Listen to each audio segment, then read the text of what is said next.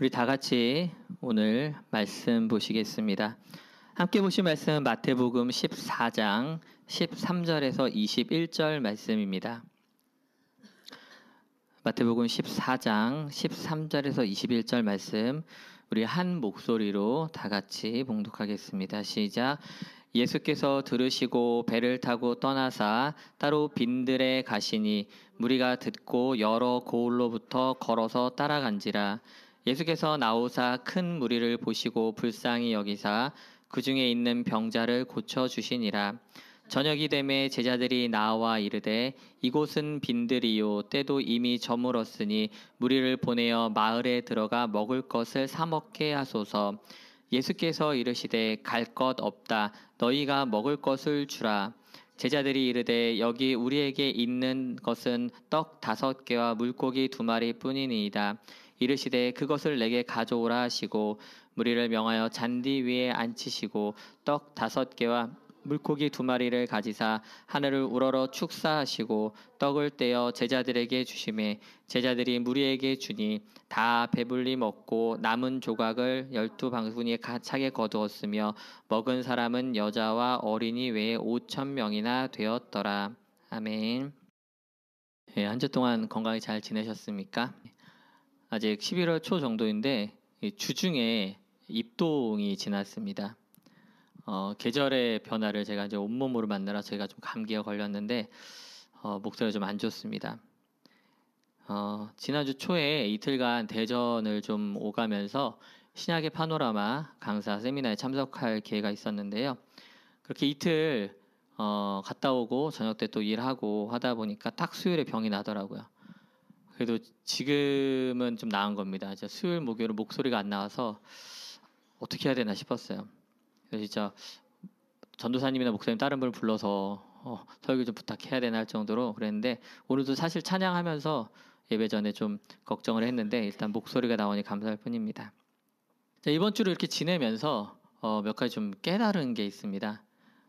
먼저 몸이 약하면 진짜 목회 못하겠구나. 어르신들이 말씀 많이 하셨는데 그냥 집에서 지금 제가 하는 일이 아이들 가르치는 일은 그냥 앉아서 뭐 채점 해주고 모르는 거 있으면 이렇게 풀이과정 써주고 하면 어떻게 되겠는데 이게 찬양하고 설교하고 이렇게 목회하는 것은 목이 없으면 정말 안 되겠더라고요. 연말을 다가오면서 좀 이런저런 뭐 개인적인 일도 있지만은 교회를 한 해를 또 마무리하고 내년을 준비하면서 계속 이렇게 메모를 합니다. 이 일을 해야 되겠다, 이 일을 했다, 언제는 무엇을 하겠다 이렇게 계속 눈에 일이 쌓이는 게 보이는데 이게 올 겨울 정말 어떻게 건강하게 날 수 있을까 좀 걱정이 사실 앞서기도 합니다. 독감 주사도 미리 맞고 준비한다고 했는데 말이죠. 또 한 가지 깨달은 것은 설교를 정말 잘해야겠다 라는 생각이 들었습니다. 그 세미나를 참석하면 하루 종일 3분의 강사님께서 파트를 나눠가지고 이렇게 모션도 설명해 주시지만은 성경연구원에서 중점적으로 가르치고자 하는 내용을 따로 설명을 해주세요. 설교하듯이 말씀을 전해주시고 하는데 확실히 이제 오랫동안 강의 이력도 있으시고 또 하다 보니까 참 말씀을 재밌고 또 귀에 쏙쏙 들어오게 잘 해주십니다. 사실은 이제 목사가 되다 보면은 다른 설교를 들을 일이나 그런 곳에 참석할 일이 점점 줄어드는 것 같습니다.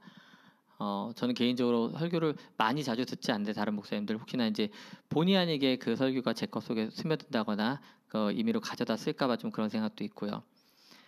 근데 이번 목사님들 만나면서 참 재밌게 말씀을 전하신다. 내가 전혀 모르는 것 아니었고 신약에 대해서 뭐 한두 번 읽은 것도 아니고 안다 하지만은 또 저런 방법으로 저렇게 가르쳐 주시니까 참 즐겁다라는 생각이 들었습니다. 그래서 10시부터 오후 한 5시 정도까지 계속 했어야 되는데 되게 굉장히 좀 또 다른 힐링이 되기도 하고 또 도전도 되고 하는 그런 즐거운 시간이었습니다. 예전에 제가 출석했던 교회에서 한 번은 이제 외부 목사님을 초청한 적이 있었습니다. 한번 설교를 부탁드리려고. 근데 그 목사님께서 하신 여러 가지 설교 말씀 중에서 다 기억 안 나고 딱 한 집 기억 남는 게 자기는 강단에 올라서면은 그 여러 가지 생각을 딱 하나를 약속을 한대요, 스스로에게. 여기 서서 성도들이 딱 한 번 통하게 마음껏 웃을 수 있게 좀 해주자라는 그런 말씀을 하시더라고요. 근데 실제로 굉장히 억지로가 아니라 되게 자연스럽고 즐겁게 말씀을 전하시면서 그 가운데 성도들과 즐겁게 말씀하시는 거 보면서 많이 도전이 됐어요. 나는 저렇게 할 수 있을까? 근데 막상 이제 목회를 하다 보니까 그게 되게 어려운 일이더라고요. 말씀을 뭐 어떤 포인트 어떻게 할런지도 그렇지만은 이게 억지로 되는 게 아닙니다. 말씀 가운데 정말 기쁨을 찾아내고 성도들과 나누려고 할 때 그렇게 나오는 건데 제가 참 그런 면에서 아직 부족하구나. 우리 성도님들이 참 잘 참아주시는구나. 어떻게 보면 좀 무미건조할 수도 있고 한 설교에 대해서 참 감사하게 같이 해주시는구나 생각이 들었습니다. 거기다 요즘에는 또 설교에 대한 생각 계속 들은 하나님께서 도전을 주시는 것 같아요. 개인적으로.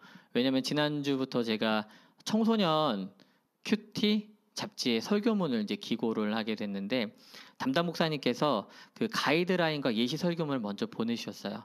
그래서 이렇게 잡아주시고 이런 예시를 들어주시고 이렇게 분량을 어떻게 해주시고 아주 세세하게 보내주셨거든요. 근데 왜냐하면은 그게 나가면은 전문 설교자들이 아니라 교회 학교에 또는 중고등부 담당 부장 집사님이나 또는 선생님들이 그거를 이제 설교로 서서 하시는 거기 때문에 듣는 사람만 고려한 설교가 아니라 이게 전하는 사람까지 고려한 설교를 만들어야 되기 때문에 좀 고민을 많이 했습니다. 그래서 분량은 사실 굉장히 짧습니다. 일반 설교에 비해서. 그럼에도 작성해놓고 보니까 우리 성도들한테 좀 더 제가 더 신경 써서 말씀을 전하고 좀 더 준비된 말씀을 했어야 되는 생각이 계속 반성을 하게 하시더라고요. 이번 한 주는요. 이게 설교를 하다 보면은 성도님들의 반응을 제가 느낍니다. 대부분 성도님들은 성경책이 눈에 가 있으세요. 성경책을 계속 보시는 것도 있지만 설교자들과의 눈을 맞추는 걸 좀 어려워하세요. 제 아내 빼놓고는 저랑 이제 눈 맞추는 거 다들 어려워하세요. 이제 맞추면 다 눈을 숙이고 다른 데를 보세요. 목회자들이 그래서 이제 주일 예배를 끝나고 나면은 약간 이제 허무함이 올 때가 있습니다. 강단에서 이제 예배를 드리는 여러 가지 신경 쓸 일이 다 끝나고 나서도 있지만은 설교가 제대로 이루어졌나, 말씀을 정말 제대로 전했나, 그 본문에서 하고자 하는 말은 정말 강단에서 제대로 나를 통해서 흘러내 보존해졌나라는 생각이 많이 듭니다. 그런 생각을 하다 보면은 좀 하나님께서 날 더 훈련시키시는구나, 아직 부족하구나라는 생각을 좀 하게 됩니다. 오늘 말씀은 사실은 이제 지난주에서 연결되는 말씀입니다. 지난주까지가 원래 오병이어 말씀을 같이 끝내려 했지만은 14장 13절과 14절 사이에 그 하나님께서 주신 마음을 가지고 머물렀다가 이제 나머지 21절까지 좀 같이 나와보려고 합니다. 오늘 마태가 증거하는 이 놀라운 일, 우리가 너무나 잘 알고 있는 이 오병이어의 기적은 사실은 무리를 향한 예수님의 마음에 기반해서 이루어졌다고 말씀을 지난 시간에 드렸습니다. 예수님의 상황은 너무 좋지 않았습니다. 침례 요한은 죽었고 그 헤롯이 침례요한을 죽인 헤롯은 그 다음 타겟을 예수님으로 잡고 예수님을 찾기 시작했던 것입니다. 그러다 보니까 예수님은 중심지에서 벗어난 벳세다까지 이르시고 그 벳세다에서 더 멀리 배를 타고 이동하시면서 빈들로 나아가려고 하십니다. 그러나 해안가를 따라서 예수님을 보기 간절히 원하는 무리를 보시고 결국 예수님께서는 배에서 내려 무리 앞으로 나오시게 됩니다. 자신의 죽음과 위험보다는 무리들을 향한 그 내장부터 끓어오르는 깊은 연민의 마음으로 다시 치유의 표적을 보여주시는 것이죠. 그런데 이 예수님의 표적은 사실 자신을 위한 것은 아니었습니다. 철저하게 그 무리를 향한 것들이었습니다. 예수를 따르던 많은 무리들은 각자 이미 어려움이 있었고 예수 앞에서 그 문제를 해결받기를 원했습니다. 어떤 사람은 건강의 문제가 있었고 또 어떤 사람은 귀신 들려서 고통 가운데 오랫동안 있었던 사람도 있었습니다. 어떤 사람은 무엇이 진리인지 무엇이 이 세상을 참으로 이끄는지 그런 것에 대한 구도자적 입장에서 접근한 사람도 있었습니다. 또 어떤 사람은 영원히 사는 삶, 영생에 대한 궁금증을 가지고 또한 그것을 어떻게 취할 수 있는지에 대한 궁금증을 가지고 예수님 앞에 나오기도 했습니다. 사실 우리가 지금 가지고 있는 어떤 걱정이나 또는 고민과 사실 별반 차이가 없습니다. 여기 계신 여러분들은 왜 교회 나오시나요? 그냥 습관이 되어서? 나오라고 하니까 누가? 아마 많은 이유가 있을 것이고 각자 이유가 다를 수도 있을 것입니다. 몇 년 전 교회에 나오는 이유에 대해서 조사를 한 단체가 하나 있었습니다. 그래서 그 단체에서 발표를 했는데 종교별로 나타냈는데 오늘은 기독교만 얘기를 좀 하려고 합니다. 기독교인들이 왜 교회를 나오느냐, 왜 신앙생활을 하느냐 여쭤봤더니 1위가 바로 마음의 평안을 위해서라고 38%가 대답을 했습니다. 2위는 구원과 영생을 위해서라고 31%의 응답자들이 얘기를 했습니다. 3위는 건강이나 재물 또는 성공 등 축복을 받기 위해서라고 18%가 대답을 했습니다. 뭐 그 외에 가족의 권유나 혹은 뭐 성도들 간의 친교를 위해서 교회를 꾸준히 나오는 경우도 있다고 말합니다. 여러분들은 혹시 이 가운데 속하는 곳에 있으신가요? 그런데 성경을 잘 보면은 예수님께서는 자신에게 나아온 그 사람들을 향해서 왜 왔냐고 묻지 않으십니다. 물론 전지전능하신 주님께서 그 속 사정을 다 아시는 것도 있지만 사람들이 보기에 그 1차원적이라고 생각하는 그 필요를 생각하는 것도 예수님께서 다 용납해 주시고 받아주시기 때문에 굳이 물을 필요가 없었던 것입니다. 때로는 사람들이 교회에 나올 때 좀 민망해하는 경우가 있습니다. 제가 며칠 전에도 그런 비슷한 경험을 했는데요. 한동안 교회를 안 다니다가 문제가 생기니까 의지할 곳이 없으니까 이 교회에 나오는 것에 대해서 본인 스스로가 조금 그런 걸 민망해하는 거예요. 물론 이제 문제 없이 교회에 다시 나오는 것이 가장 좋긴 하겠지만은 그래도 그 문제를 다른 곳이 아니라 주님 앞에서 해결받기 원하는, 그래서 가지고 나오는 그 믿음이 사실 대단한 것 아니겠습니까? 주님은 자기 자신보다 자기 앞으로 나온 그 무리를 먼저 생각하시는 그런 분이셨습니다. 예수가 이 땅에 오신 것은, 이 땅에 그리스도로 오신 것은 말 그대로 자기 백성을 저희 죄에서 구원하기 위함입니다. 그게 1차 목적이자 또한 최후의 목적인 줄 압니다. 그러니까 예수님은 말 그대로 묻지도 따지지도 않고 자기 양들을 끝까지 지키시고 사랑하시는 것입니다. 우리가 교회에 나올 때, 우리가 어떤 목적이나 어떤 마음을 가지고 나오든 주님 앞에 나올 때 이러한 예수님의 상황과 예수님의 마음에 대한 믿음이 굳건하게 있으시길 원합니다. 주님은 언제든지 받아주실 준비가 되어 있으시고 또 언제든지 만나줄 준비가 되어 있음을 믿으시기 바랍니다. 오늘의 사건을 좀 더 깊숙이 들어가 보도록 하겠습니다. 예수님의 치유 사역이 계속되자 어느새 날이 어두워져 버렸습니다. 사람들은 많고 또 있는 곳은 도시에서, 마을에서 떨어진 빈들이라 이제 빨리 흩어져야 사람들이 각자 자기 집으로 가든 뭐 할 일을 하든 할 때가 된 것입니다. 이 오병이어라고 하는 기적은 몇 안 되는 모든 복음서, 요한복음을 포함한 모든 복음서에 기록된 사건입니다. 그래서 성경책을 보실 적에 이 같은 사건이면은 복음서마다 비교해서 보시면은 좀 더 선명하게 또한 좀 더 입체적으로 재미있게 여러분들 성경을 보실 수가 있는데요. 오늘 본문 마태복음 14장 본문은 마가복음 6장과 또한 누가복음 9장, 요한복음 6장에서 같이 다루고 있습니다. 그러면서 이렇게 모든 제자들이 다루면서 좀 더 면밀하게 비교가 가능한데 이 상황에 있어서는 요한복음이 조금 더 구체적으로 설명해 주는 부분이 있습니다. 요한복음 6장 5절에서 7절 말씀을 제가 읽어드리겠습니다. 예수께서 눈을 들어 큰 무리가 자기에게로 오는 것을 보시고 빌립에게 이르시되 우리가 어디서 떡을 사서 이 사람들에게 먹이겠느냐 하시니 이렇게 말씀하심은 친히 어떻게 하실지를 아시고 빌립을 시험하고자 하심이라. 빌립이 대답하되 각 사람으로 조금씩 받게 할지라도 200데나리온의 떡이 부족하리이다. 다른 복음서에는 사실 이 빌립의 얘기가 나오지 않습니다. 그런데 이 요한복음에서는 예수님께서 빌립을 콕 집어서 빌립에게 직접 질문하시는 모습을 보여줍니다. 사실 이 질문을 받는 빌립은요, 이 사건이 벌어지고 있는 벳세다 지역 출신인 사람이었습니다. 그러니까 뭐 지리도 잘 알고 지금 이 상황이 어떻게 현실적으로 돌아가는지 잘 압니다. 얼마나 마을이 떨어져 있으며 우리가 이 사람들을 어떻게 거둘 경우 어떻게 되는지에 대해서 아주 구체적으로 얘기를 합니다. 그러니까 직접 계산하지 않습니까? 200데나리온이라고. 사실 당시 풍습에는요, 가르침을 받는 사람과 가르치는 사람이 있을 때 가르침을 받는 사람이 가르치는 사람을 직접 초대하고 식사를 대접하는 게 풍습이었습니다. 그래서 우리가 성경을 잘 보면은 예수님께서 여러 고을을 다니며 말씀을 전하실 적에 여러 사람들이 예수님을 자기 집으로 초대하는 장면들이 나옵니다. 그것이 바로 일반적인 풍습이었기 때문입니다. 사실 예수님께서는 이미 자신의 목숨을 내놓고 위험을 무릅쓰고 배에서 내리고 사람들을 만나주시고 치료까지 해주셨습니다. 그러면 사실은 그 누군가 한 명이라도 예수님을 모시고 제자들을 모시고 자기 집으로 모시는 장면이 나오는 게 사실 일반적입니다.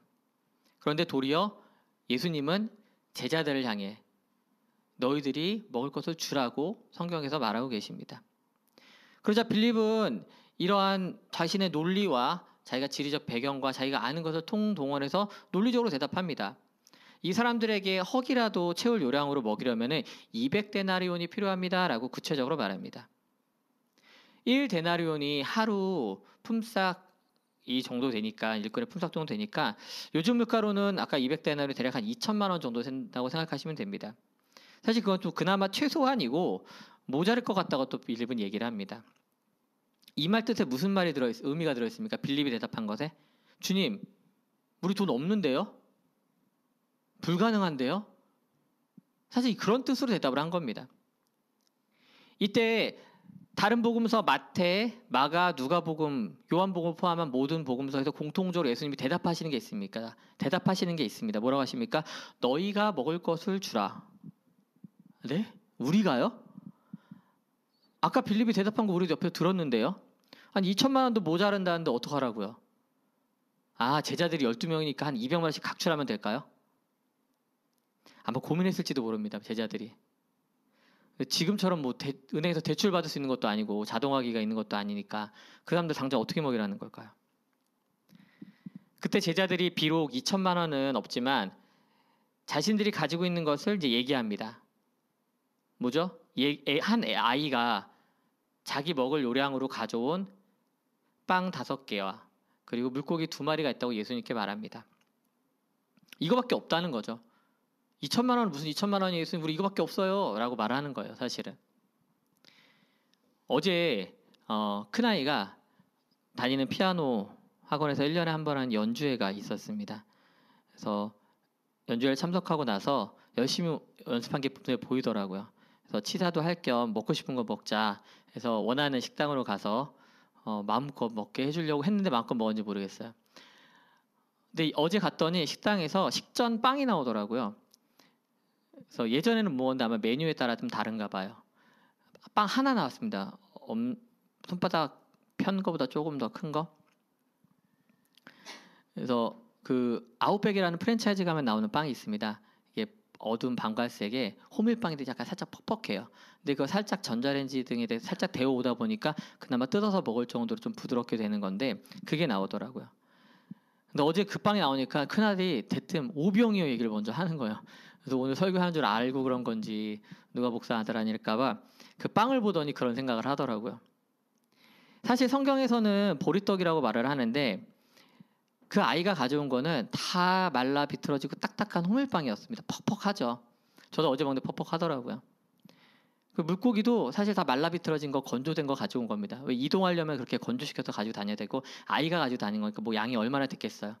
아마 한 주먹 덩어리도 안 됐을 것 같습니다.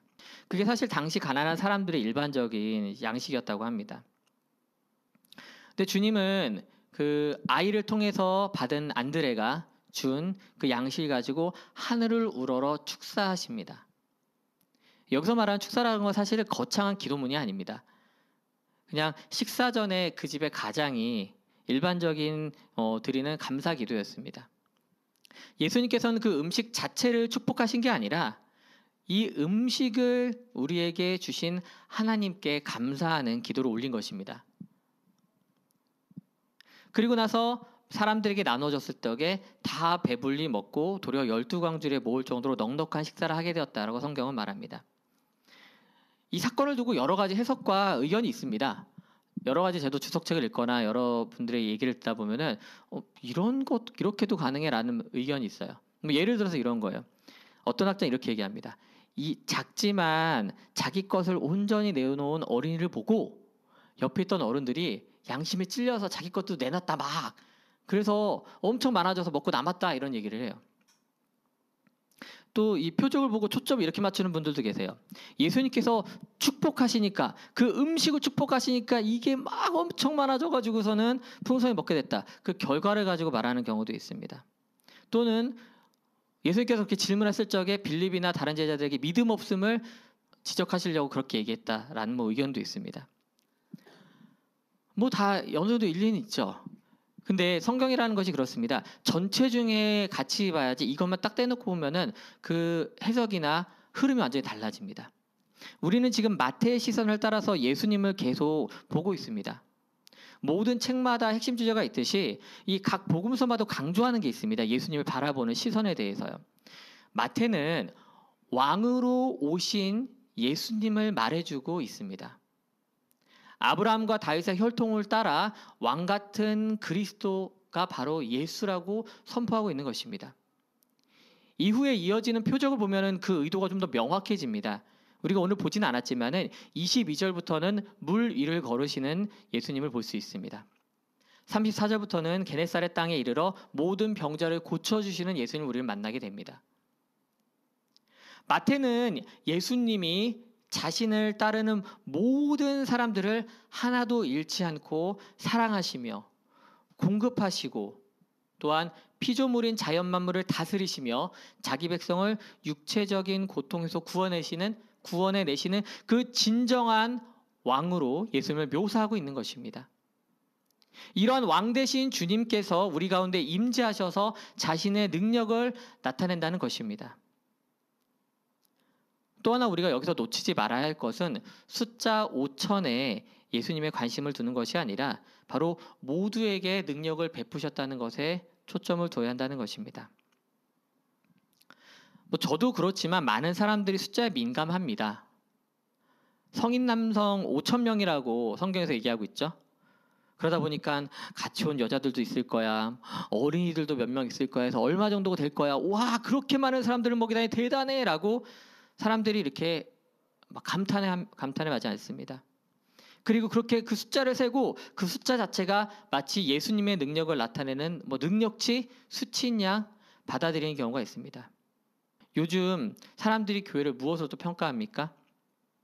몇 명이 추석하고 몇 명이 11조를 하고 한 해 예산이 얼마나 되냐 이런 걸로 평가하는 경우가 있습니다. 결국 다 숫자라는 거죠. 제가 우리 교회가 작으니까 숫자적으로 적으니까 더 편하게 얘기하는 건 아닙니다. 큰 숫자의 교회가 잘못됐다는 것도 더더욱 아니고요. 예전에 제가 어떤 교회에 속해서 사역을 할 때 보니까 저도 그랬던 것 같아요. 제가 출석하면 제가 담당하는 부서 사람 몇 명 왔냐, 출석률이 어떻게 되냐, 그게 사실은 1차적인 관심이었어요. 담당 부서를 쭉 명단이 있어요. 그럼 한 사람마다 출석 체크를 해요. 그럼 출석률을 또 그날 가기 전에 목사님한테 보고를 해야 돼요. 전체 예배 때도 몇 명이 왔는지 뒤에 서가지고서는 예배 시간 중간에도 계속 세고 있어요. 새로 들어오면 또 숫자를 추가하고 숫자 세나 정신 없는 거죠. 물론 중요한 일입니다. 왜냐면은 빠진 사람을 체크해서 연락하고 무슨 일이 있었는지 알아보는 일도 굉장히 중요하죠. 그게 바로 성도를 돌아보는 일이니까요. 그런데 주님의 관점에서는 어떨까요? 사실 교회는 여기저기 나눠져 있습니다. 그런데 그 안에 누가 있습니까? 바로 주님의 사람들이 있지 않습니까? 예수님이 지역별로 나라별로 숫자를 계산하고 더하고 빼고를 하실까요? 아닙니다. 예수님은 한 사람 한 사람을 소중하게 여기시고 또한 그렇게 모인 모든 사람을 사랑하십니다. 그것에서 제외되는 사람이라고는 없는 것입니다. 예수님은 자기의 낳아온 모든 사람들이 배불리 먹고 치유받고 또한 평안을 누리길 원하셨습니다. 그리고 그 왕 되신 그분의 능력으로 그것을 이루어내셨습니다. 예수님에게 나온 모든 사람들의 입장은 또 어떻습니까? 그들은 모두 예수님을 만났고 현실적인 필요를 충족받았으며 축복을 누렸습니다. 그런데 이 모든 일이 빈들에서 일어나고 그 일이 일어난 이후에 제자들이 모인 숫자를 세보니까 5천 명이 됐던 것입니다. 만약 그 자리에 사람들이 더 많았더라면, 더 적었더라면 그게 무슨 소용입니까? 중요한 것은 그 자리에 있었던 그 예수님을 만나기 위해서 나왔던 그 모든 사람들을 예수님께서 풍족하게 채워주셨다라는 것입니다. 저는 이런 숫자를 다룬 표적을 볼 때면은 몇몇 생각나는 말씀 구절과 상황이 있습니다. 요한복음 3장과 4장에 보게 되면은 아주 늦은 밤 한 사람이 예수님을 찾아옵니다. 니고데모입니다. 사람들의 눈을 피해 자신의 가지고 있던 궁금증을 풀기 위해서 예수님 앞으로 나옵니다. 또 4장에 사마리아 여인을 수가성에서 만납니다. 이 여인은 한낮에 그 뜨거운 태양볕을 이겨내고 사람들의 눈을 피해 또 나옵니다. 자신의 과거 행적과 이런 것들이 부끄러웠기 때문이었죠. 근데 거기서 바로 예수님을 만납니다. 니고데모는 그 시간을 통해서 거듭남의 비밀을 알게 되었고, 수가성의 여인은 그 만남을 통해서 참된 영생으로 오신 주님을 만나고 참된 예배가 무엇인지 아는 귀한 시간을 갖게 됩니다. 또 누가복음 19장을 보게 되면은 그 수많은 무리 중에 예수님께서 한 사람을 불러 내려오라 하십니다. 바로 삭개오입니다.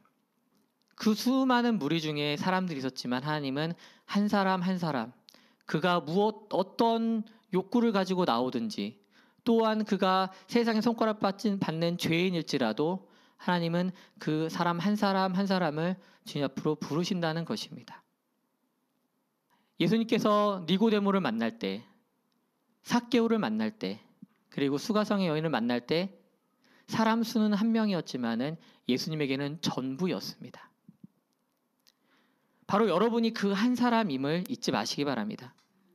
예수님은 저와 여러분을 이 땅에서 그 수많은 무리들 가운데서도 한 사람으로 만나기를 원하시고, 한 사람으로 대하시고, 한 사람으로 말씀을 전하신 줄 믿으시기 바랍니다. 이 나보다 나를 더 잘 아시는 주님, 그리고 나를 그 무리 가운데서도, 전부 가운데서도 나 한 사람을 만나기 위해서 오신 주님이 바로 여러분의 주님임을 믿고 그 주님을 평생 동안 따라가는 저와 여러분이 되시길 주님의 이름으로 축원합니다.